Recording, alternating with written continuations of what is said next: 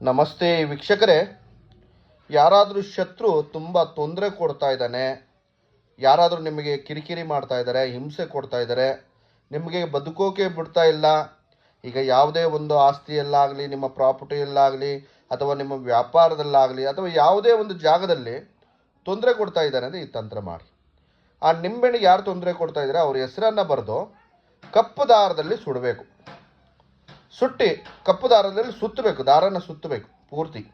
ಅದಾದಮೇಲೆ ವೀಕ್ಷಕರೇ, ಒಂದು ಕರ್ಪೂರ ಮತ್ತು ಲವಂಗವನ್ನು ತಗೊಂಡು ಅವನ ಹೆಸರನ್ನು ಮನಸ್ಸಿನಲ್ಲಿ ಹೇಳಿ, ಅವನು ಇರೋ ದಿಕ್ಕಿನಲ್ಲಿ ಓಂ ಶತ್ರುವಿನಾಶಕಂ ಸ್ವಾಹ, ಓಂ ಶತ್ರುವಿನಾಶಕಂ ಸ್ವಾಹ 21 ಸಲ ಹೇಳಿ ಸುಟ್ಟು ಬಿಡಿ. ಅವನಿರೋ ದಿಕ್ಕಿನಲ್ಲಿ ಸುಡಬೇಕು. ಒಂದು ಲವಂಗ ಮತ್ತು ಕರ್ಪೂರ ನಿಂಬೆಹಣ್ಣು ಪೂರ್ತಿ ಸುಟ್ಟು ಬಿಡಿ. ಸುಟ್ಟಿ ಆ ನಿಂಬೆಹಣ್ಣ ಹರಿಯೋ ನೀರಿಗೆ ಹಾಕಿ ಬಂದುಬಿಡಿ. ಇನ್ನು ಮುಂದೆ ಜೀವನದಲ್ಲೇ ಅವನು ನಿಮ್ಮ ತಂಟೆಗೆ ಬರಲ್ಲ. ಮಾಡಿ. ನಮಸ್ಕಾರ.